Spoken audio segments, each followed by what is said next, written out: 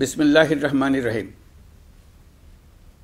প্রিয় দেশবাসী, শিশু, কিশোর কিশোরী, তরুণ তরুণী, ছাত্রছাত্রী, বয়স্ক, বৃদ্ধ, নারী পুরুষ সবাইকে আমার সালাম জানাচ্ছি। আসসালামু আলাইকুম। শুরুতেই আপনাদের সবাইকে জানাই পবিত্র ঈদুল আজহার শুভেচ্ছা। ঈদ মোবারক। প্রতি বছরই এই দিনটি আমাদের সামনে হাজির হয় ত্যাগের এক মহান দৃষ্টান্ত হয়ে। আমরা যদি কোরবানির মাহাত্ম্যকে ধারণ করে লোভ, স্বার্থপরতা, হিংসা বিদ্বেষ মুক্ত হয়ে সমাজ ও রাষ্ট্র বিনির্মাণে নিজেদের নিয়োজিত করতে না পারি, তাহলে কোরবানির ঈদ আনুষ্ঠানিকতা ছাড়া আর কিছুই নয়। আসুন এবছর কোরবানিকে সুন্দর, ত্যাগের মহিমায় মহিমান্বিত করে গরিব বান্ধব করে তোলে। প্রিয় দেশবাসী, কোরবানির পশুর চামড়া থেকে অর্জিত আয়ে আমার আপনার দরিদ্র আত্মীয় পরিজন, প্রান্তিক জনগোষ্ঠী ও দেশের লক্ষ লক্ষ মাদ্রাসা শিক্ষার্থী উপকৃত হয়। আমাদের গরিব স্বজন ও প্রতিবেশীরা তাদের হক যেন ঠিক ঠিক বুঝে পায়, সেদিকে আমাদের মনোযোগ দিতে হবে। তবেই এই উৎসবটি হয়ে উঠবে ধনী গরিব সকলেরই উৎসব। পশুর চামড়ার ন্যায্য মূল্য নির্ধারণ, বর্জ্য ব্যবস্থাপনা সহ সার্বিক বিষয়ে সুষ্ঠু ব্যবস্থাপনা নিশ্চিত করতে সরকারের একটি উচ্চ পর্যায়ের কমিটি কাজ করছে। একটি কন্ট্রোল রুমও খোলা হয়েছে। কোরবানির চামড়া সংক্রান্ত যে কোনো সমস্যা, অভিযোগ ও পরামর্শ এই হটলাইনের নম্বরে ফোন করে নেওয়া যাবে। আমরা এই বছর কোরবানির পশুর চামড়া সংরক্ষণে 30,000 টন লবণ বিনামূল্যে সরবরাহ করেছি। কোরবানির ঈদে আরও একটি গুরুত্বপূর্ণ বিষয় হলো পরিষ্কার পরিচ্ছন্নতা। আমি দেশবাসীর প্রতি আকুল আহ্বান জানাই, আপনারা সকলে পরিবেশ পরিচ্ছন্ন রাখতে সমবেতভাবে এগিয়ে আসবেন। বিশেষ করে তরুণ তরুণীদেরকে এই বিষয়ে দৃষ্টি আকর্ষণ করছি। এবছর যারা হজ ব্রত পালন করছেন তাদের প্রত্যেককে জানাচ্ছি আন্তরিক শুভেচ্ছা ও অভিনন্দন। মহান রব্বুল আলমিনের অশেষ মেহেরবানিতে, আপনাদের দোয়ায় এবং সংশ্লিষ্ট সবার সর্বোচ্চ আন্তরিকতা ও পেশাদারিত্বের ফলে এবছর আমাদের হজ ব্যবস্থাপনায় সাফল্য এসছে। প্রথমবারের মতো সরকারি ব্যবস্থাপনায় লাব্বায়েক অ্যাপের মাধ্যমে হজের সার্বিক ব্যবস্থাপনা ও সেবা নিশ্চিত করা হচ্ছে। এখন পর্যন্ত হজ ব্যবস্থাপনায় কোনো অনিয়মের খবর আসেনি। টাকা দিয়েও হজে যেতে না পারার যন্ত্রণা কাউকে কাঁদতে হয়নি। হজ ক্যাম্প কিংবা বিমানবন্দরে কোনো হাজিকে প্রতিবাদ বিক্ষোভ করতে হয়নি। প্রথমবারের মতো সরকারি টাকায় কাউকে হজে পাঠানো হয়নি। প্রিয় দেশবাসী, ঈদুল ফিতরের অভিজ্ঞতাকে কাজে লাগিয়ে দীর্ঘমেয়াদে বাজারের জিনিসপত্রের দাম স্থিতিশীল রাখতে আমরা তৎপর হয়েছি। এবার কোরবানির ঈদেও কোনো জিনিসের দাম যাতে আকস্মিকভাবে বেড়ে না যায়, সেদিকে আমরা সর্বোচ্চ নজর দিয়েছি। ফলে এবার আলু, পেঁয়াজ, ডিম, চিনি, শাকসবজি, তরিতরকারি ও মশলাসহ অধিকাংশ পণ্যের দাম গত বছরের তুলনায় কমেছে। আমরা সার্বিক বাজার ব্যবস্থাকে দুর্বৃত্তদের চক্র থেকে বের করে এনে বাজারে একটা প্রতিযোগিতামূলক পরিবেশ তৈরি করতে পেরেছি। জনগণকে ন্যায্য মূল্যে নিত্য প্রয়োজনীয় জিনিস পৌঁছে দিতে সরকারের সব রকমের চেষ্টা অব্যাহত আছে। পাশাপাশি এই কোরবানির ঈদেও দেশবাসী যাতে নির্বিঘ্নে নিজেদের দেশের বাড়িতে যাতায়াত করতে পারেন, সেজন্য সরকার সর্বোচ্চ ব্যবস্থা নিয়েছে। আইনশৃঙ্খলা বাহিনীর সদস্যরা মানুষের জানমালের নিরাপত্তায় সজাগ রয়েছেন। ঈদের ছুটির মধ্যেও বিপুল সংখ্যক কর্মকর্তা কর্মচারী এবং পুলিশ ও সেনাবাহিনীর সদস্যরা অক্লান্ত পরিশ্রম করছেন। আমি তাদের প্রতি আন্তরিক কৃতজ্ঞতা জানাচ্ছি। শুধু ঈদের সময় নয়, আগামী দিনে কখনোই বাস, রেল ও বিমান যাত্রায় কোনো ধরনের অনিয়ম যাতে না হয়, সেজন্য সরকার একটি কেন্দ্রীয় অনলাইন টিকেটিং প্ল্যাটফর্ম করতে যাচ্ছে, যেখানে এই একই প্ল্যাটফর্ম থেকেই যাত্রীরা খুব সহজেই বাস, ট্রেন ও ফ্লাইটের টিকিট ক্রয় করতে পারবেন। একই রকমভাবে সব ধরনের সরকারি সেবা যাতে জনগণের দোরগোড়ায় পৌঁছে যায়, সেজন্য নাগরিক সেবা বাংলাদেশ এই নামে একটি সেন্টার পরিচালিত হচ্ছে। দেশের সর্বত্র শহরে, হাটে বাজারে তরুণ তরুণীদের মাধ্যমে বেসরকারি ব্যবস্থাপনায় সার্ভিস সেন্টার স্থাপনের কাজ শুরু করেছে। এটি ঢাকা শহরে কয়েকটি সেবাকেন্দ্রের মাধ্যমে শুরু হয়েছে। প্রশিক্ষণপ্রাপ্ত স্থানীয় তরুণ উদ্যোক্তারা নাগরিক সেবা কেন্দ্র থেকে সাধারণ নাগরিকদের এনআইডি, পাসপোর্ট, লাইসেন্স, পুলিশের কাছে জিডি করা, কর ফাইলিং করা সহ বিভিন্ন সরকারি ডিজিটাল সেবা দেবেন। এর ফলে দালাল চক্রের খপ্পর থেকে মুক্তি পাওয়া যাবে, নানা রকম হয়রানি ও ভোগান্তি কমবে বলে আমরা আশাবাদী। এই প্রজেক্ট শূন্য বাজেটে আমরা শুরু করেছি। দেশের বিদ্যমান অব্যবহৃত সম্পদ ব্যবহার করেই সামনে এগিয়ে চলা সম্ভব, এটাই আমরা বাস্তবে করে দেখার চেষ্টা করছি। আমাদের চেষ্টা হচ্ছে প্রতিটি মন্ত্রণালয় থেকে যতগুলি সেবা এর আওতায় আনা যায় সবগুলোকে নিয়ে আসা। আমরা চেষ্টা করছি যাতে শিশু জন্মগ্রহণ করা মাত্রই তার জন্ম সনদ পেয়ে যায়। ওটাই হবে তার নাগরিক স্বীকৃতি এবং রাষ্ট্র কর্তৃক তার দায়িত্ব গ্রহণের অঙ্গীকার। ওইখান থেকেই যাবতীয় সকল সনদ সে তার নাগরিক অধিকার হিসেবে ক্রমাগতভাবে সম্মানের সঙ্গে পেতে থাকবে।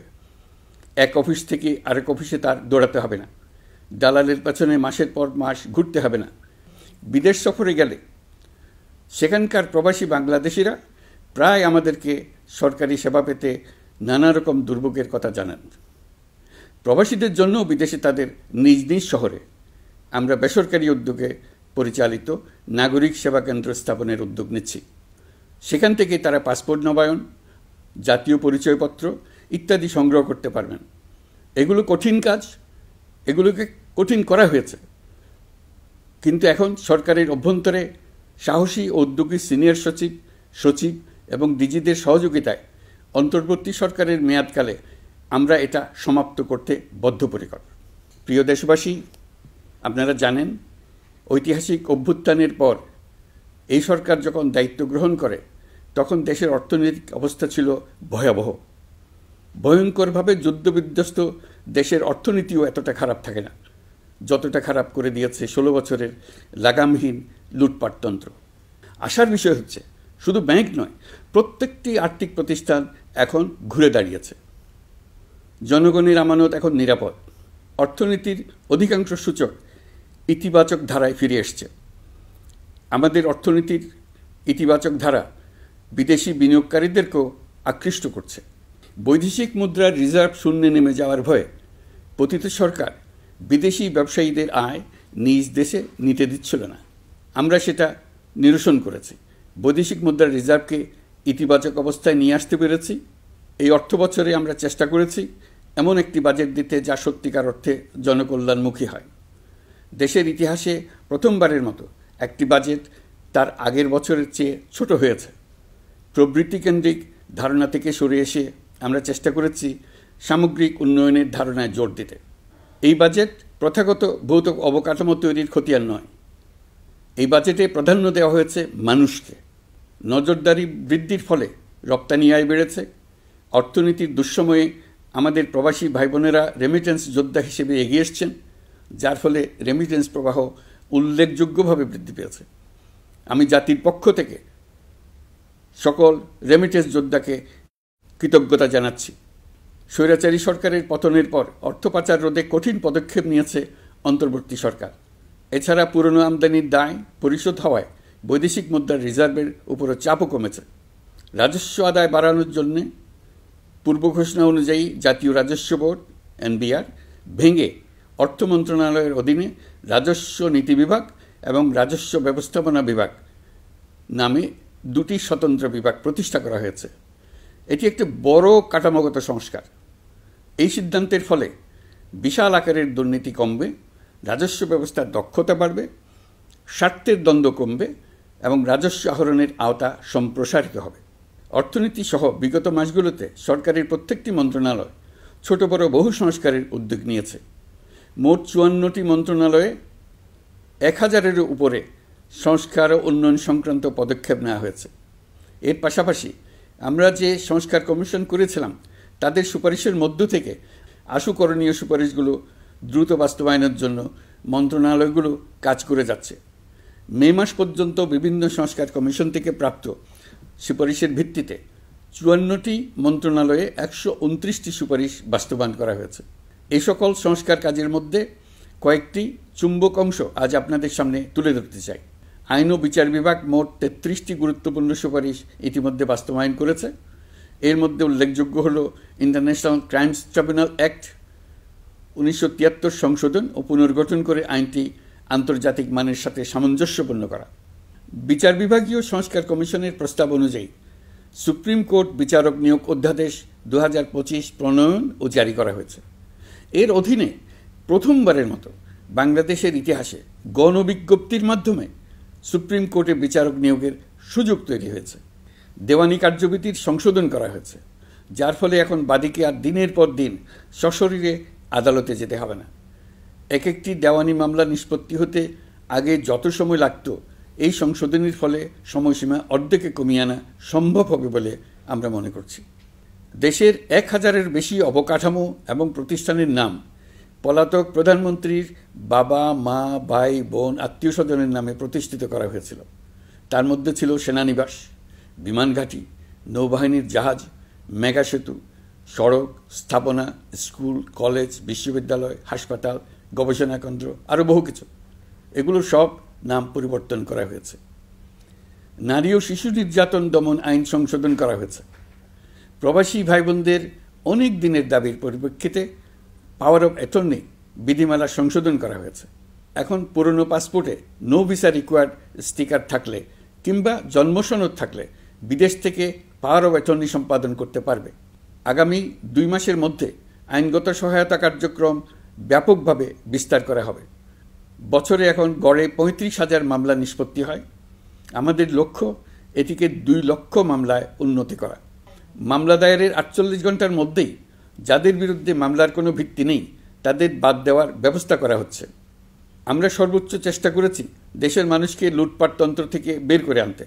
আপনারা জানেন, বিগত 16 বছরে উন্নয়নের নামে মেগা প্রকল্প নিয়ে কী পরিমাণ লুটপাট হয়েছে। মেগা প্রকল্পগুলো যেন হয়ে উঠেছিল মেগা ডাকাতির প্রকল্প। আমরা দায়িত্ব গ্রহণের পরপরই বিভিন্ন উন্নয়ন প্রকল্প পুনরায় মূল্যায়ন করে দেখেছি যে প্রায় সব প্রকল্পেই ভৌতিক ব্যয় ধরা হয়েছে। শুধুমাত্র সড়ক পরিবহন ও মহাসড়ক বিভাগ, সেতু বিভাগ, রেল মন্ত্রণালয়, বিদ্যুৎ বিভাগ, জ্বালানি ও খনিজ সম্পদ বিভাগ, এই 5টি বিভাগে ব্যয় সংকোচ করা হয়েছে 46,308 কোটি টাকা। এই টাকা দিয়ে জ্বালানি খাতে সমস্ত বকেয়া মিটিয়ে দিয়ে বকেয়ার পরিমাণ শূন্যে নামিয়ে আনা হয়েছে। বৈদেশিক ঋণ পরিশোধ করে সব ধরনের ঋণের ফাঁদ থেকে বেরিয়ে আসা আমাদের অগ্রাধিকার। দেশে বিনিয়োগ বাড়ানো ও নতুন কর্মসংস্থান তৈরিতে আমাদের গুরুত্ব দিতেই হবে। তা না হলে এদেশকে আমরা যে স্থানে নিয়ে যেতে চাই সেখানে নিয়ে যাওয়া সম্ভব হবে না। বিনিয়োগ ও কর্মসংস্থানের ব্যাপারে রাজনৈতিক দল ও জনগণ আমাদের সর্বাত্মক সমর্থন করছেন। সকলের মধ্যে ব্যাপক আগ্রহ, কৌতূহল আমাদের অনুপ্রেরণা যোগাচ্ছে। সংশ্লিষ্টদের সঙ্গে আলোচনা করে বিনিয়োগ পরিবেশ উন্নত করতে 30টি মূল সংস্কার কাজকে অগ্রাধিকার দেওয়া হয়েছে এবং ইতিমধ্যে 18টি সুপারিশ বাস্তবায়ন করা হয়েছে। বিনিয়োগ বান্ধব পরিবেশ গড়ে তুলতে এবং দেশি বিদেশি শিল্প প্রতিষ্ঠানের মধ্যে সংযোগ সৃষ্টি করতে আমরা সর্বোচ্চ চেষ্টা করে যাচ্ছি। গত অক্টোবর হতে মার্চ পর্যন্ত নেট বিদেশি বিনিয়োগ এসছে মোট 756 মিলিয়ন মার্কিন ডলার, অর্থাৎ প্রায় 9,247 কোটি টাকা। বাংলাদেশ ইনভেস্টমেন্ট সামিট 2025-এ নির্দিষ্ট খাতভিত্তিক সেশনের মাধ্যমে ব্যবসায়ী চেম্বার, ব্যাংক ও বেসরকারি খাতের অন্যান্য অংশীদারদের মধ্যে আলোচনা হয়েছে। ইনভেস্টমেন্ট সামিটে বিদেশি বিনিয়োগকারীরা ও রাজনৈতিক দলগুলোর মধ্যেও আলোচনার জন্য আলাদা ব্যবস্থা রাখা হয়েছিল, যাতে করে পরবর্তীতে যে দলই ক্ষমতায় আসুক না কেন তারা যেন বিনিয়োগ বান্ধব বাংলাদেশ গড়তে নিজেদের প্রতিশ্রুতির কথা জানাতে পারেন। সম্প্রতি চীনের বাণিজ্যমন্ত্রী চীনের 100টি কোম্পানির প্রায় 150 বিনিয়োগকারী ও ব্যবসায়ী নিয়ে বাংলাদেশে এসছেন। আমরা আশা করছি খুব দ্রুতই বড় আকারের বিদেশি বিনিয়োগ দেখতে পাব। সম্প্রতি আমি চীন, কাতার, জাপান সহ কয়েকটি দেশ সফর করেছি। এসব সফরেও বিভিন্ন বৈঠকে বাংলাদেশের অর্থনৈতিক সম্ভাবনা অগ্রগতির কথা তুলে ধরেছে। দ্বিপাক্ষিক বাণিজ্য বিনিয়োগের বিষয়ে ফলপ্রসূ আলোচনা হয়েছে। আরও বেশি সংখ্যক বাংলাদেশি যাতে বিদেশে কর্মসংস্থানের সুযোগ পায় সে চেষ্টা করেছে। বাংলাদেশে কাতারি বিনিয়োগকারীদের জন্য একটি বিশেষ অর্থনৈতিক অঞ্চল গড়ে তোলার বিষয়ে আমাদের মধ্যে আলোচনা হয়েছে। বাংলাদেশের লাখো লাখো ছেলেমেয়েরা মাদ্রাসায় পড়াশোনা করে, তাদের জন্য প্রযুক্তি শিক্ষা ও বিদেশি ভাষা শিক্ষা চালু করতে আমরা কাতার চ্যারিটির সাহায্য চেয়েছি।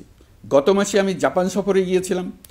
এই সফরে জাপানের প্রধানমন্ত্রী বাংলাদেশকে বাজেট সহায়তা ও রেলপথ উন্নয়নের জন্য $1 বিলিয়ন মার্কিন ডলারের ঋণ ঘোষণা করেছেন।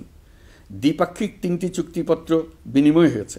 এই সফরে দুই দেশের মধ্যে অর্থনৈতিক বিনিয়োগ ও অন্যান্য সহযোগিতার ক্ষেত্রে 6টি সমঝোতা স্মারক অর্থাৎ MOU স্বাক্ষর হয়েছে। বাংলাদেশের কর্মশক্তির দক্ষতা বৃদ্ধি এবং জাপানে তাদের কর্মসংস্থান সহজতর করার লক্ষ্যে জাপানের সঙ্গে আমরা 2টি সমঝোতা স্মারকে স্বাক্ষর করেছি।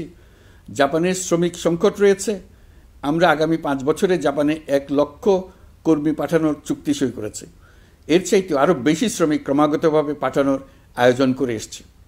প্রিয় দেশবাসী, 1971 সালে বাংলাদেশ স্বাধীন হওয়ার পর অর্থনৈতিকভাবে আমাদের যে উন্নতির শিখরে থাকার কথা ছিল, বিশ্বের কাছে মাথা উঁচু করে দাঁড়াবার কথা ছিল, সেই উচ্চতায় আমরা পৌঁছতে পারিনি। আমরা চাই বাংলাদেশ দক্ষিণ এশিয়ার অর্থনৈতিক প্রাণকেন্দ্র হিসেবে প্রতিষ্ঠিত হোক। এই কারণে বিনিয়োগ পরিষেবার উন্নয়নের পাশাপাশি বন্দরের সক্ষমতা বাড়াতে উদ্যোগ নিয়েছি। এটা করা সম্ভব না হলে দেশের কোটি কোটি মানুষের বেকারত্ব ঘুচবে না, অর্থনৈতিক সংকট রয়েই যাবে। চট্টগ্রাম বন্দর নিয়ে অনেকের মধ্যে কৌতূহল তৈরি হয়েছে। মাঝে মাঝে এমন কথাও শুনেছি যে এই বন্দর বিদেশিদেরকে নাকি দিয়ে দেওয়া হচ্ছে। আমি আগেও জানিয়েছি, চট্টগ্রাম বন্দর হলো বাংলাদেশের অর্থনীতির হৃৎপিণ্ড। বর্তমানে এই হৃৎপিণ্ড অতি দুর্বল। এখন যে অবস্থায় আছে সেই অবস্থায় তাকে রেখে দিলে আমাদের অর্থনীতিকে সামনে এগিয়ে নিয়ে যাওয়া সম্ভব হবে না। এই হৃৎপিণ্ডকে বড় করতে হবে, মজবুত করতে হবে, সুঠাম করতে হবে। তা করতে হলে বহু উদ্যোগ গ্রহণ করতে হবে, অভিজ্ঞদের সাহায্য লাগবে। আমরা যাদের সঙ্গে যোগাযোগ করেছি তারা বন্দর ব্যবস্থাপনায় বিশ্বের সেরা, সবচেয়ে অভিজ্ঞ। তারা ইউরোপ, কানাডা, অস্ট্রেলিয়া, চীন, দক্ষিণ কোরিয়া, ভারত, পাকিস্তান, তুরস্ক, মধ্যপ্রাচ্য ও আফ্রিকা সহ বিশ্বজুড়ে বন্দর পরিচালনা করে। তাদের কাজ বন্দর ব্যবস্থাপনা। আমাদের লক্ষ্য হলো বন্দর ব্যবস্থাপনার কাজ যত তাড়াতাড়ি সম্ভব তাদের কাছ থেকে শিখে নাও। আমি গ্যারান্টি দিয়ে বলতে পারি, যদি 31 সালের মধ্যে আমরা বন্দরের কাজ শিখে ফেলি, এর পরবর্তী 5 বছরে অর্থাৎ 36 সালের মধ্যে পৃথিবীর যত দেশে যত বন্দর এই কোম্পানিগুলো চালায় তাদের বহু বন্দর এই বাংলাদেশিরাই পরিচালনা করবে। আপনারা যে বন্দরেই পা দেবেন দেখবেন সেখানে বাংলাদেশিরা আছেন। বহু লোকের কর্মসংস্থান হবে, বহু লোকের উপরে ওঠার সুযোগ হবে। তাদের নিজেদের প্রয়োজনেই তারা আমাদের চাকরি দেবে। আগে যে কোনো জাহাজে চড়লে দেখতাম জাহাজের নাবিক চট্টগ্রামের কিংবা সিলেটের। বন্দরের কাজ একবার শিখে নিতে পারলে ভবিষ্যতে আমরা যে বন্দরে যাব না কেন দেখব সেখানে চট্টগ্রাম, নোয়াখালী, সিলেট আর বরিশালের লোক, বাংলাদেশের লোক। আমাদের বন্দর যদি আধুনিক হয় তা শুধু বাংলাদেশের অর্থনীতিতেই ভূমিকা রাখবে না, বরং আমরা নেপাল, ভুটান সহ পার্শ্ববর্তী সকল দেশের অর্থনীতিতে ইতিবাচক ভূমিকা রাখতে সক্ষম হব। এই বন্দরই হবে অঞ্চলের অর্থনীতির সমৃদ্ধির চাবিকাঠি। কুমিরা থেকে টেকনাফ পর্যন্ত নানা বন্দরের কর্মচাঞ্চল্যে সমগ্র উপকূল অঞ্চল দক্ষিণ এশিয়ার একটি গুরুত্বপূর্ণ অর্থনৈতিক প্রাণকেন্দ্র হিসেবে প্রতিষ্ঠিত হবে। এই পুরো অঞ্চলে অনেকগুলো শিল্পাঞ্চল গড়ে উঠবে শুধু সমুদ্রের সান্নিধ্য এবং তার ব্যবহারের দক্ষতার কারণে। তার সঙ্গে গড়ে উঠবে আরেকটি নতুন শিল্প, আধুনিক পদ্ধতিতে সমুদ্রে মাছ পালন, আহরণ ও প্রক্রিয়াজাতকরণের শিল্প। এটি আরেকটি নতুন জগৎ সৃষ্টি করবে। এই ব্যাপারে আমরা আমাদের বন্ধু দেশগুলোর সঙ্গে আলোচনা শুরু করেছি এবং তারা উৎসাহ সহকারে সাড়া দিয়েছেন। বন্দর ব্যবস্থাপনার জন্য আমরা যাদেরকে আনছি তারা পৃথিবীর যেসব দেশে কাজ করে সেসব কোনো দেশেরই সার্বভৌমত্ব, জাতীয় নিরাপত্তা হুমকির মুখে পড়েনি। আমি দেশবাসীর প্রতি আহ্বান জানাই, আপনারা নিজেদেরকে ভিত্তিহীন বিরোধিতা এবং অপপ্রচারের শিকার হতে দেবেন না। অন্তর্বর্তীকালীন সরকারের বন্দর ব্যবস্থাপনার উদ্যোগে আপনাদের দৃঢ় সমর্থন অব্যাহত রাখুন। যারা বিরোধিতা করছে তাদের প্রতিহত করুন। আপনারা জানেন আমাদের দেশে এখন 12 লক্ষ রোহিঙ্গা বসবাস করছে। প্রায় 1 লাখ রোহিঙ্গা এসছে 2023 সাল থেকে 2024 সালের সেপ্টেম্বর সময়কালে, যখন রাখাইন রাজ্যে ব্যাপক যুদ্ধাবস্থা বিরাজ করছিল। সেখানে চলমান সংঘাত ও মানবিক পরিস্থিতির কারণে এখনও অনেকে আসতে চেষ্টা করছেন। রোহিঙ্গাদের বাংলাদেশে আসা বন্ধ করতে এবং যারা ইতিমধ্যে বাংলাদেশে অবস্থান করছেন তাদের প্রত্যাবাসনের জন্য আমরা উদ্যোগ নিয়েছি। আমরা যখন দায়িত্ব গ্রহণ করেছিলাম তখন রোহিঙ্গা ইস্যুটিকে প্রায় মৃত অবস্থায় পেয়েছিলাম। আন্তর্জাতিক এজেন্ডা থেকে ইস্যুটি ঝরে পড়েছিল। সেই অবস্থা থেকে আমরা ইস্যুটিকে বিশ্ববাসীর দৃষ্টির সম্মুখভাবে নিয়ে আসতে পেরেছি। আমি গত বছর সেপ্টেম্বর মাসে জাতিসংঘ সাধারণ পরিষদে রোহিঙ্গা বিষয়ক একটি আন্তর্জাতিক সম্মেলন অনুষ্ঠানের আহ্বান জানিয়েছিলাম। আপনারা জেনে খুশি হবেন, জাতিসংঘের সকল সদস্য রাষ্ট্র এই বিষয়ে একমত হয়েছেন এবং তারা একটি উচ্চ পর্যায়ের আন্তর্জাতিক সম্মেলন আয়োজনের সিদ্ধান্ত নিয়েছে। এই বছর সেপ্টেম্বর মাসে যুক্তরাষ্ট্রের নিউ ইয়র্কে এই সম্মেলনটি অনুষ্ঠিত হবে। একই সাথে রোহিঙ্গাদের প্রত্যাবাসনের জন্য আমরা আন্তর্জাতিক জনমত গঠন করতে পেরেছি। গত মার্চ মাসে বাংলাদেশ সফরে এসে জাতিসংঘের মহাসচিব অ্যান্তোনিও গুতেরেস পরিষ্কারভাবে ঘোষণা করেছেন যে মিয়ানমারে প্রত্যাবাসনই রোহিঙ্গা সমস্যার একমাত্র সমাধান। প্রত্যাবাসনের বিষয়ে আরেকটি বড় অগ্রগতি হচ্ছে মিয়ানমার সরকার কর্তৃক প্রত্যাবাসনযোগ্য রোহিঙ্গাদের সর্বপ্রথম তালিকা ঘোষণা। গত এপ্রিল মাসে ব্যাংককে বিমস্টেক সম্মেলনের সাইডলাইনে আলোচনার সময় মিয়ানমার সরকার প্রথমবারের মতো 1,80,000 রোহিঙ্গা প্রত্যাবাসনযোগ্য বলে ঘোষণা করেছে। রোহিঙ্গাদের প্রত্যাবাসনে ও আমাদের সীমান্তের নিরাপত্তা নিশ্চিত করতে মিয়ানমারের সরকার সহ সেখানকার বিদ্রোহী গোষ্ঠীর সাথে আনুষ্ঠানিক ও অনানুষ্ঠানিক যোগাযোগ রাখা হচ্ছে। আমরা যত দেশেই সফর করেছি সব দেশেই রোহিঙ্গা সংকট মোকাবেলায় রাষ্ট্রীয় নেতা ও সরকারের প্রতিনিধিদের সঙ্গে আলোচনা করেছি, তাদের সহযোগিতা চেয়েছে। তারা ইতিবাচকভাবে আমাদের আহ্বানে সাড়া দিয়েছেন। জাতিসংঘের মহাসচিব গত মার্চ মাসে ঢাকা সফরকালে রাখাইন রাজ্যে মানবিক বিপর্যয়ের মোকাবেলার জন্য একটি ত্রাণ চ্যানেলের প্রস্তাব করেছিলেন। তিনি বলেছিলেন এই প্রস্তাবটি রোহিঙ্গাদের প্রত্যাবাসনে সহায়ক হবে। বিষয়টি প্রস্তাব পর্যায়ে রয়ে গেছে। আমরা লক্ষ্য করেছি রাখাইনের জন্য বাংলাদেশ করিডোর দিয়ে দিয়েছে বলে একটা অপপ্রচার চালানো হচ্ছে। আমি সুস্পষ্টভাবে বলছি, এটা সর্বৈব মিথ্যা। এটা চিলে কান নিয়ে যাওয়ার গল্প। যারা অসত্য কল্পকাহিনী বানিয়ে বাংলাদেশের মানুষকে ক্রমাগত বিভ্রান্ত করে অশান্তি সৃষ্টিতে নিয়োজিত, এটা তাদেরই শিল্পকর্ম। আপনারা এই বিষয়ে হুঁশিয়ার থাকবেন, কোনোভাবেই বিভ্রান্ত হবেন না। এসব অপপ্রচার সত্ত্বেও আমরা লক্ষ্যচ্যুত হব না। এই জটিল সমস্যাটি সমাধানে আমাদের কাজ চালিয়ে যাব। প্রিয় দেশবাসী, আগামী মাসে জুলাই গণ অভ্যুত্থানের বছর পূর্ণ হবে। যাদের আত্মত্যাগের কারণে এই অভ্যুত্থান সম্ভব হলো, আমরা তাদেরকে এবং তাদের পরিবারকে প্রতি মুহূর্তে আমাদের দৃষ্টিতে রেখেছি। তাদের জন্য নানা কর্মসূচি আমরা বাস্তবায়ন করে চলেছি।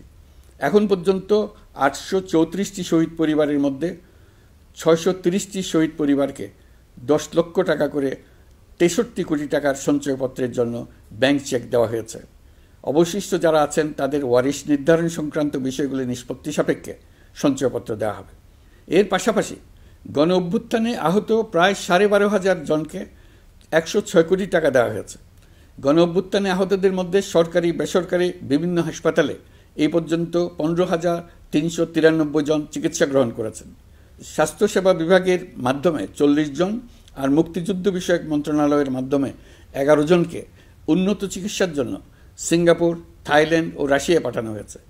তাদের চিকিৎসা বাবদ এই পর্যন্ত সরকার 61 কোটি টাকা ব্যয় করেছে এবং এই ব্যয় অব্যাহত আছে।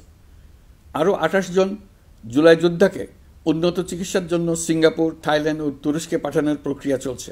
এখন পর্যন্ত বিভিন্ন হাসপাতালে চিকিৎসাধীনদের যুক্তরাজ্য, যুক্তরাষ্ট্র, ফ্রান্স, সিঙ্গাপুর, থাইল্যান্ড, চীন, মালয়েশিয়া ও নেপাল থেকে 26 জন বিশেষজ্ঞ চিকিৎসক এসে বিনামূল্যে চিকিৎসা দিয়েছেন। এই চিকিৎসকবৃন্দ শুধু যাতায়াত খরচ গ্রহণ করেছেন, এর বেশি কিছু তারা গ্রহণ করতে চান নাই।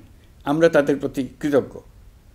এই পর্যন্ত শহীদ পরিবারগুলোকে সঞ্চয়পত্র প্রদান, আহত ব্যক্তিদের চিকিৎসা ও চেক প্রদান বাবদ সরকার মোট 285 কোটি টাকা ব্যয় করেছে।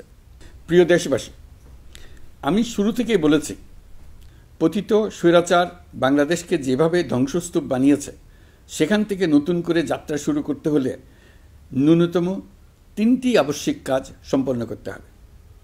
প্রথমত, বিচার ও জবাবদিহিতা প্রতিষ্ঠার উদ্যোগ দৃশ্যমান করে তোলা। দ্বিতীয়ত, রাষ্ট্রের গণতান্ত্রিক পুনর্গঠন ও প্রাতিষ্ঠানিক কাঠামোর সংস্কার সাধনে প্রয়োজনীয় ঐক্যমত ও পথনকশা তৈরি করা। তৃতীয়ত, একটি অবাধ, সুষ্ঠু ও শান্তিপূর্ণ নির্বাচন আয়োজন করে ক্ষমতা হস্তান্তরের গণতান্ত্রিক প্রক্রিয়া সম্পন্ন করা। এই লক্ষ্যে ধ্বংসপ্রাপ্ত নির্বাচন ব্যবস্থাকে স্থায়ীভাবে সংস্কার করা। এই 3টি ম্যান্ডেট হচ্ছে দেশবাসীর সাথে আমাদের চুক্তি। 24-এর শহীদের রক্তে ভেজা এই চুক্তি আপনাদের সার্বিক সমর্থন, আস্থা ও সহযোগিতা নিয়ে এবং পতিত শক্তি ও তার দোসরদের সৃষ্ট সকল বাধা বিপত্তিকে পরাভূত করে আমরা সম্মিলিতভাবে বাস্তবায়ন করতে সক্ষম হব বলে আমার দৃঢ় বিশ্বাস। গত বছর জুলাই আগস্ট মাসে সংঘটিত হত্যাযজ্ঞ সহ বিগত 16 বছরের গুম খুন নির্যাতনের সত্য উদ্ঘাটন এবং আর্থিক খাতের সীমাহীন দুর্নীতি, অনিয়ম ও অপরাধের বিচার প্রক্রিয়া আমরা শুরু করেছি।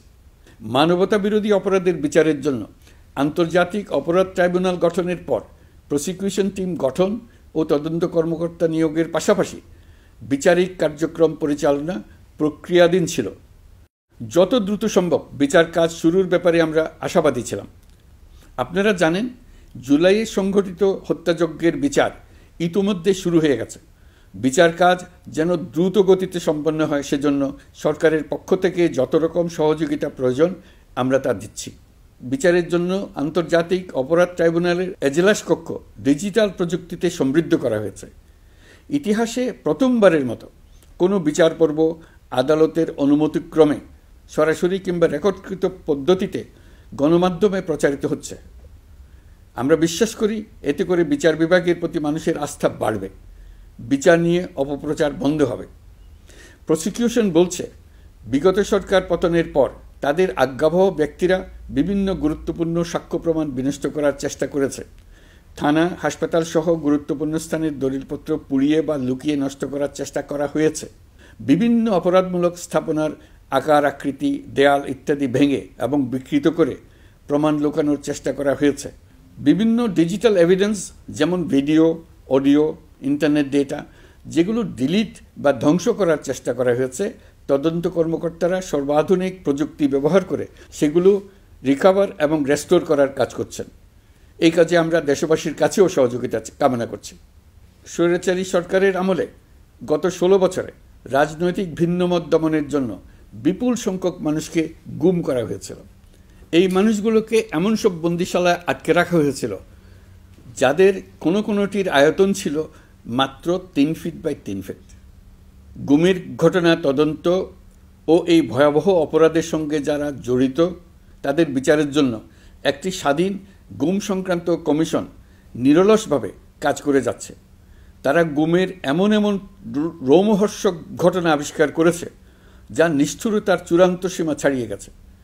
মানুষকে পেট কেটে সিমেন্টের বস্তা ঢুকিয়ে নদীতে ডুবিয়ে দেওয়া হতো, ইঞ্জেকশন দিয়ে অজ্ঞান করে জ্বলন্ত ইটভাটায় নিক্ষেপ করা হতো, ট্রেন ও গাড়ির নিচে ছুঁড়ে ফেলা হতো। কমিশন এখন পর্যন্ত 2টি অন্তর্বর্তীকালীন প্রতিবেদন জমা দিয়েছে।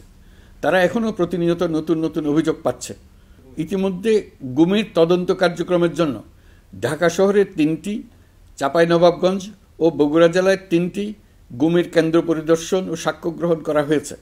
তদন্ত কাজে মানুষের সম্পৃক্ততা বাড়াতে বিশ্ববিদ্যালয়, মাদ্রাসা পর্যায়ে গণশুনানি গ্রহণ করা হয়েছে। মোট 8 শতাধিক শিক্ষার্থী, শিক্ষক, সাধারণ মানুষ গণশুনানিতে অংশ নিয়েছেন। গুম সংক্রান্ত বেশ কিছু অভিযোগ ইতিমধ্যে আন্তর্জাতিক অপরাধ ট্রাইব্যুনালের তদন্ত সংস্থার কাছে জমা হয়েছে। এছাড়াও এই সংক্রান্ত একটা আইন প্রণয়নের কাজ প্রায় শেষ পর্যায়ে আছে। অল্প কিছুদিনের মধ্যেই এটি চূড়ান্ত হবে বলে আশা করছি। গত 16 বছর ধরে এদেশের প্রতিটি স্তরে অপরাধ, অনিয়ম, দুর্নীতির ভাইরাস ছড়িয়ে পড়েছিল। এই রোগাক্রান্ত রাষ্ট্র ব্যবস্থাকে রোগমুক্ত করে জনগণের কল্যাণমুখী করতে হলে আমাদের রাজনৈতিক দলগুলোর সক্রিয় অংশগ্রহণ জরুরি। আমরা দায়িত্ব নেবার পর থেকেই রাজনৈতিক দলগুলোর সাথে নিয়মিত যোগাযোগ রেখেছি। বিভিন্ন ইস্যুতে রাজনৈতিক নেতাদের সঙ্গে আলাদা এবং একত্রিতভাবে বৈঠক করেছি। সর্বশেষ গত মাসের শেষ সপ্তাহেও বিভিন্ন রাজনৈতিক দলের নেতৃবৃন্দের সঙ্গে আমি বৈঠক করেছি এবং চলতি সপ্তাহে জাতীয় ঐক্যমত কমিশনের 2য় পর্বের আলোচনা শুরু করেছি। সরকার পরিচালনায় তারা তাদের গুরুত্বপূর্ণ মতামত তুলে ধরেছেন। রাজনৈতিক দলগুলো শুরু থেকে আমাদের সাথে সহযোগিতা করে আসছেন এবং সবসময় তারা সহযোগিতা অব্যাহত রাখার প্রতিশ্রুতি দিয়েছেন।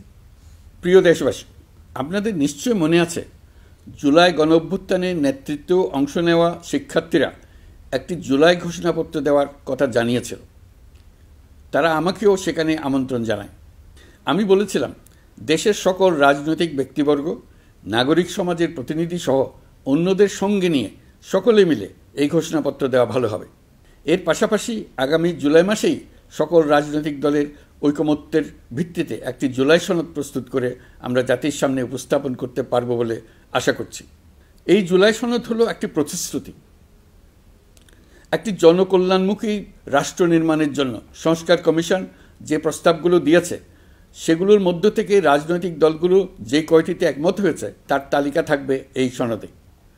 জুলাই সনদে স্বাক্ষর করে তারা জাতির কাছে সেগুলো বাস্তবায়নের অঙ্গীকার করবে। জুলাই সনদ অনুযায়ী আশু করণীয় সংস্কার কাজগুলো আমরা বাস্তবায়ন করতে প্রতিজ্ঞাবদ্ধ। বাকি অংশের বেশ কিছু কাজও আমরা শুরু করে যেতে চাই। আশা করি অবশিষ্ট অংশ পরবর্তীতে নির্বাচিত সরকারের মাধ্যমে বাস্তবায়ন অব্যাহত থাকবে।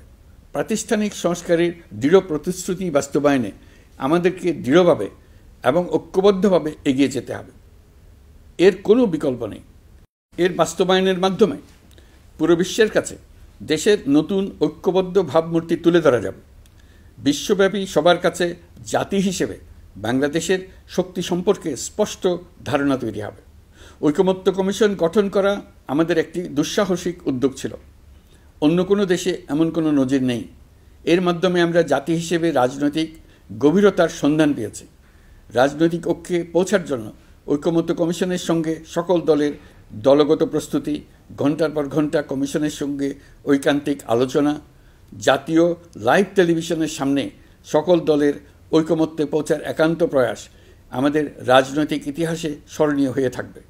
এই কমিশনের চেয়ারম্যান হিসেবে আমি সকল রাজনৈতিক দলের কাছে তাদের সীমাহীন ধৈর্য এবং কমিশনের প্রতি তাদের সহযোগিতা এবং সৌজন্য প্রকাশের জন্য জাতির পক্ষ থেকে ধন্যবাদ জানাচ্ছি। আশা করি আমাদের অসমাপ্ত কাজ সমাপ্ত করে শিগগিরই পূর্ণাঙ্গ জুলাই সনদ তৈরি করে জাতির জন্য একটা নতুন পথ নির্দেশনা রেখে যেতে পারব। এই কমিশনের অভিজ্ঞতার মাধ্যমে দেশের যে নতুন রাজনৈতিক সংস্কৃতি গড়ে ওঠার সম্ভাবনা দেখা দিয়েছে, আগামী নির্বাচনের মাধ্যমে যদি সেটা বিকাশমানভাবে স্থায়ী রূপ দিতে পারে তাহলে আমরা ভবিষ্যতের সকল রাজনৈতিক সংকট মোকাবেলা করতে সক্ষম হব। সকল প্রস্তুতি সমাপ্ত করে দেশের সকল মানুষের, কিশোর কিশোরী, তরুণ তরুণী, ছাত্রছাত্রী, কৃষক, জেলে, গৃহিণী, দিনমজুর, শ্রমিক, ব্যবসায়ী, পেশাজীবী, শিল্পী সবাই মিলে চেষ্টা করে একটা সুন্দর নিখুঁত নির্বাচন আয়োজন করে নতুন বাংলাদেশের দৃঢ় ভিত্তি রচনা করব। প্রিয় দেশবাসী, আমি জানি আগামী জাতীয় নির্বাচন কখন হবে সে বিষয়ে সিদ্ধান্ত জানার জন্য রাজনৈতিক দল ও জনগণের মধ্যে বিপুল আগ্রহ রয়েছে। আমি বারবার বলেছি এই নির্বাচন ডিসেম্বর থেকে আগামী বছরের জুনের মধ্যে অনুষ্ঠিত হবে। এই সময়ের মধ্যে দেশের নির্বাচন উপযোগী পরিবেশ সৃষ্টির জন্য যা যা করা দরকার সরকার তাই করছে। এখানে মনে রাখা জরুরি, বাংলাদেশ স্বাধীনতার পর থেকে যতবার গভীর সংকটে নিমজ্জিত হয়েছে তার সবগুলোরই প্রধান কারণ ছিল ত্রুটিপূর্ণ নির্বাচন। ত্রুটিপূর্ণ নির্বাচন প্রক্রিয়ায় বারবার ক্ষমতা কক্ষিগত করার মধ্য দিয়ে একটি রাজনৈতিক দল বর্বর ফ্যাসিস্টে পরিণত হয়েছিল। এই ধরনের নির্বাচন যারা আয়োজন করে তারা জাতির কাছে অপরাধী হিসেবে চিহ্নিত হয়ে যায়। এমন নির্বাচনের মধ্য দিয়ে যে দল ক্ষমতায় আসে তারাও জনগণের কাছে ঘৃণিত হয়ে থাকে। এই সরকারের একটি বড় দায়িত্ব হলো একটি পরিচ্ছন্ন, উৎসবমুখর, শান্তিপূর্ণ, বিপুলভাবে অংশগ্রহণের পরিবেশে একটি নির্বাচন অনুষ্ঠান করা, এমন একটি নির্বাচন আয়োজন করা যাতে করে দেশ ভবিষ্যতে নতুন সংকটে না পড়ে। এই জন্য সবচেয়ে বেশি গুরুত্বপূর্ণ হলো প্রাতিষ্ঠানিক সংস্কার। যেই প্রতিষ্ঠানগুলো নির্বাচনের সঙ্গে সরাসরি জড়িত সেগুলোতে যদি সুশাসন নিশ্চিত করা না যায় তাহলে ছাত্র জনতার সকল আত্মত্যাগ বিফলে যাবে। সংস্কার, বিচার, নির্বাচন এই তিনটি ম্যান্ডেটের ভিত্তিতে আমরা দায়িত্ব গ্রহণ করেছিলাম। সেই বিবেচনায় আগামী রোজার ঈদের মধ্যে সংস্কার ও বিচারের বিষয়ে আমরা একটি গ্রহণযোগ্য জায়গায় পৌঁছতে পারব বলে বিশ্বাস করি। বিশেষ করে মানবতা বিরোধী অপরাধের বিচার, যা কিনা জুলাই গণ অভ্যুত্থানের শহীদদের প্রতি আমাদের সম্মিলিত দায়, সেই বিষয়ে আমরা দৃশ্যমান অগ্রগতি দেখতে পারব। এতে আমাদের উপর আপনাদের অর্পিত ম্যান্ডেট ন্যূনতম হলেও বাস্তবায়ন করে যেতে পারব। সেই বিবেচনায় ও ইতিহাসে সবচেয়ে অবাধ, সুষ্ঠু, প্রতিদ্বন্দ্বিতামূলক ও গ্রহণযোগ্য নির্বাচন আয়োজনের জন্য সকল পক্ষের সঙ্গে আমরা আলোচনা করেছি। পাশাপাশি বিচার, সংস্কার ও নির্বাচন সংক্রান্ত চলমান সংস্কার কার্যক্রম পর্যালোচনা করে আমি আজ দেশবাসীর কাছে ঘোষণা করছি যে আগামী জাতীয় নির্বাচন 2026 সালের এপ্রিলের প্রথমার্ধের যে কোনো একটি দিনে অনুষ্ঠিত হবে। এই ঘোষণার ভিত্তিতে নির্বাচন কমিশন উপযুক্ত সময়ে আপনাদের কাছে নির্বাচনের বিস্তারিত রোডম্যাপ প্রদান করবে। আমরা এমন নির্বাচন চাই যা দেখে অভ্যুত্থানের শহীদদের আত্মা তৃপ্তি পাবে, তাদের আত্মা শান্তি পাবে। আমরা চাই আগামী নির্বাচনে সবচেয়ে বেশি ভোটার, সবচেয়ে বেশি প্রার্থী ও দল অংশ নেক। এটা সবচেয়ে অবাধ, সুষ্ঠু ও নিরপেক্ষ নির্বাচন হিসেবে জাতির কাছে স্মরণীয় হয়ে থাকুক। 1.5 যুগ পরে দেশে সত্যিকারের একটি জনপ্রতিনিধিত্বশীল সংসদ গঠিত হবে। বিপুল তরুণ গোষ্ঠী এবার জীবনে প্রথম ভোট দেওয়ার সুযোগ পাবে। এসব লক্ষ্যে প্রয়োজনীয় সকল পদক্ষেপ নেওয়ার জন্য আমরা জাতির কাছে অঙ্গীকারবদ্ধ। আমি দেশবাসীর প্রতি আহ্বান জানাই, আপনারা সকল রাজনৈতিক দল এবং আপনাদের এলাকার প্রার্থীদের কাছ থেকে সুনির্দিষ্ট অঙ্গীকার আদায় করে নেবেন, যেন আগামী সংসদের প্রথম অধিবেশনেই যেসব সংস্কারের প্রশ্নে ঐকমত্য অর্জিত হয়েছে তা কোনো প্রকার কাটাছেঁড়া ছাড়াই যেন তারা অনুমোদন করেন। আপনারা ওয়াদা আদায় করে নেবেন যে তারা বাংলাদেশের স্বাধীনতা, সার্বভৌমত্ব, আঞ্চলিক অখণ্ডতা এবং জাতীয় মর্যাদার প্রশ্নে কখনো কোনো প্রকার আপোষ করবেন না এবং দেশের বাইরের কোনো শক্তির কাছে দেশের স্বার্থ বিকিয়ে দেবেন না। আপনারা তাদের কাছে সুনির্দিষ্ট প্রতিশ্রুতি আদায় করে নেবেন এই মর্মে যে তারা কখনোই কোনো অবস্থাতেই আপনাদের গণতান্ত্রিক অধিকার ও মানবিক মর্যাদার ক্ষুণ্ণ করবেন না। আপনারা তাদের কাছে অঙ্গীকার আদায় করে নেবেন যে তারা সম্পূর্ণ সততা ও স্বচ্ছতার সাথে দেশ পরিচালনা করবেন এবং সকল প্রকার দুর্নীতি, দলীয়করণ, টেন্ডারবাজি, সিন্ডিকেটবাজি, চাঁদাবাজি, সন্ত্রাসী কর্মকাণ্ড ইত্যাদি গণবিরোধী কাজ থেকে নিজেদেরকে সম্পূর্ণভাবে মুক্ত রাখবেন। আমি আপনাদের আবারও স্মরণ করিয়ে দিতে চাই যে এবারের নির্বাচন শুধু শান্তিপূর্ণ নির্বাচন করার বিষয় নয়, এটা ছাত্র জনতার অভ্যুত্থানের আকাঙ্ক্ষা নতুন বাংলাদেশ গড়ার নির্বাচন। এই নির্বাচনে পরিচিত দলগুলিই থাকবে, তাদের পরিচিত মার্কাগুলিই থাকবে, কিন্তু ভোটারকে বের করে আনতে হবে যে এই মার্কার পেছনে আপনার কাছে ভোট প্রার্থীরা কে কতটুকু নতুন বাংলাদেশ গড়ার জন্য প্রস্তুত, কে কতটা প্রতিজ্ঞাবদ্ধ। আমরা যারা এই নির্বাচনে ভোটার হব তারা অত্যন্ত সৌভাগ্যবান এবং সৌভাগ্যবতী। আমরা একটা অনন্য ঐতিহাসিক ভূমিকা পালনের সুযোগ ও দায়িত্ব পাচ্ছি। আমরা জাতির নতুন যাত্রাপথ তৈরি করে দেওয়ার দায়িত্ব পাচ্ছি। আমরা নতুন রাজনৈতিক সংস্কৃতি সৃষ্টির মহান সুযোগটা পাচ্ছি। আমাদের সুচিন্তিত ভোটের মাধ্যমেই নতুন বাংলাদেশ নির্মিত হবে। শহীদদের রক্তদান সার্থক হবে। আশা করি বিষয়টা নিয়ে চিন্তাভাবনা করেই সবাই ভোট কেন্দ্রে যাব এবং দৃঢ়প্রত্যয়ে ভোট দেব। এখন থেকে ভাবনা চিন্তা শুরু করুন, আলোচনা শুরু করুন। এখন থেকে আপনাদের ভোটের গুরুত্বটা বুঝে নিন। আপনার এবারের ভোটের গুরুত্ব ঐতিহাসিক মানদণ্ডে দেখা হবে। প্রিয় দেশবাসী, আমাদের সবসময় মনে রাখতে হবে পতিত ফ্যাসিবাদ ও তার দেশি বিদেশি দোসররা নতুন বাংলাদেশ গড়ার সম্মিলিত প্রচেষ্টাকে পদে পদে বাধাগ্রস্ত করার চেষ্টা চালিয়ে যাচ্ছে। তারা নানামুখী অপপ্রচারে লিপ্ত। তারা সবসময় চাইবে জুলাই অভ্যুত্থানের মাধ্যমে তৈরি হওয়া জাতীয় ঐক্যের শক্তিকে পরাভূত করতে, গণতান্ত্রিক আকাঙ্ক্ষা বাস্তবায়নের প্রচেষ্টাকে লাইনচ্যুত করতে এবং বাংলাদেশকে পুনরায় করায়ত্ত করতে। আমি আগেও বলেছি, আজ আবারও বলছি, আমরা একটা যুদ্ধ অবস্থায় আছি। এখন আমাদের একতাবদ্ধ থাকতে হবে যে কোনো মূল্যে। পরাজিত শক্তি এবং তাদের সহযোগীরা ওত পেতে বসে আছে আমাদের ছোবল মারার জন্য, আমাদের অগ্রযাত্রাকে রুখে দেওয়ার জন্য। আমরা তাদের কিছুতেই এই সুযোগ দেব না।